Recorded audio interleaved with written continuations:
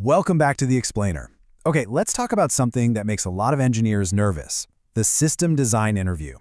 If you've ever felt that pit in your stomach, you are definitely not alone. But today, we're going to give you a solid 4-step framework to turn that anxiety into pure confidence. Yeah, and let's just be real for a second. They are intimidating. I mean, someone asks you to design, I don't know, Twitter or Netflix in 45 minutes. The questions feel huge, they feel vague, and it's super easy to get lost. But here's the thing, that's kind of the point. So, what's the biggest mistake people make? Answering way too fast.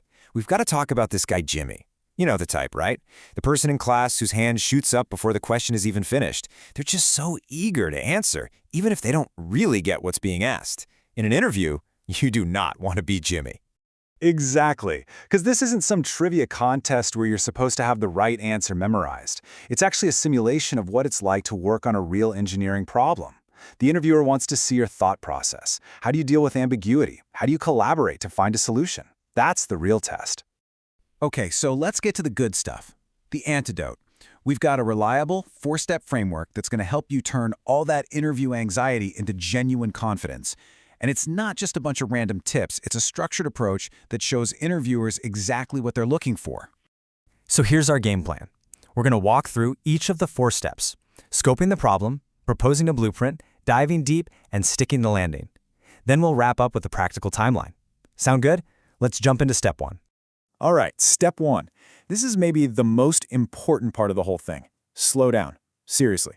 Before you draw a single box on that whiteboard, your number 1 job is to just listen, think, and then start asking questions to really pin down what you're being asked to build. And this is where you basically become a detective. You have to ask these kinds of clarifying questions to get rid of all the ambiguity. Like, are we building this for 10,000 users or 10 million? That changes everything. Is the news feed chronological, or does it need a complex ranking algorithm? Can people post videos or just text? See, every single answer here will fundamentally shape your design, so you've got to nail these down before you start designing. Okay, so once you feel like you have a good handle on the requirements, it's time for step 2, proposing a blueprint. This is where you sketch out that first high-level design. But, and this is key, you're doing it collaboratively. Think of your interviewer not as a judge, but as your first teammate on this new project. You want to get their buy-in. So yeah, you're literally going to get up, grab a marker, and start drawing a simple box and arrow diagram on the whiteboard. We're talking big picture here. What's the general flow of a request? It comes from the user, hits some services, and eventually gets to your data stores. Just map it out. And your blueprint should probably include some of these key pieces you see here: the clients, APIs, web servers, all the way down to data stores, caches, and maybe even a CDN or message queues. And this is a great time to do some quick back-of-the-envelope math to estimate the scale you're dealing with. You're not just drawing pretty boxes, you're explaining why you're putting them there and constantly checking in with your interviewer, like, hey, does this look reasonable to you? And a huge part of that blueprint discussion is going to be your data store. This slide here really gets to a critical decision point, especially for more experienced engineers, picking the right kind of database. Are we talking about structured data with lots of relationships, where something like a SQL database, PostgreSQL, would be perfect because you need those joins?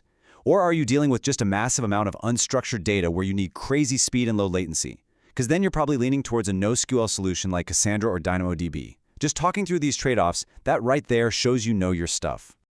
Okay, so you've got your blueprint and the interviewer's nodding along, they're bought in.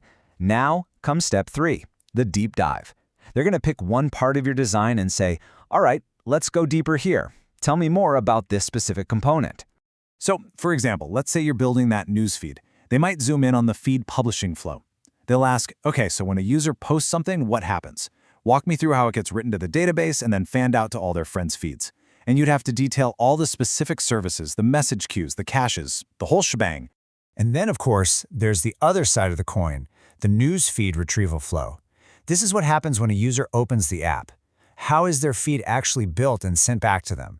You talk about hitting a cache first to make it super fast, then falling back to the database if you have to, and how all that different content gets pulled together. But a word of warning here, you have to manage your time. The goal is to show off your ability to design a scalable system, not to get totally lost in the weeds. I mean, spending 10 minutes explaining the nitty-gritty details of one specific ranking algorithm, that's probably not the best use of your time. Stay focused on the architecture. All right, we're almost there. Step 4, sticking the landing. Now, these last few minutes of the interview are a golden opportunity. This is your chance to leave a really strong final impression by showing you can think critically about the bigger picture. So instead of just saying, and that's my design, it's perfect, you do the opposite. You proactively talk about its limitations. You point out where the potential bottlenecks might be. You ask, how would we monitor this thing in production? Or what happens if a whole rack of servers goes down? Talking about how you'd scale from, say, 1 million to 10 million users, that shows real foresight and senior-level thinking.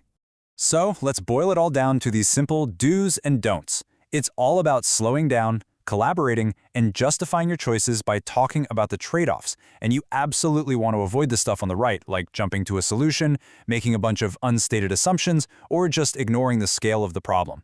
Honestly, following these principles is what separates a pretty good candidate from a truly great one.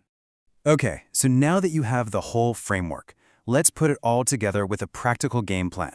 Let's talk about how you actually manage your time in a typical 45-minute interview. If you look at this breakdown, you can see the bulk of your time, the real meat of the interview, is going to be in steps 2 and 3, proposing that blueprint and then doing the deep dive.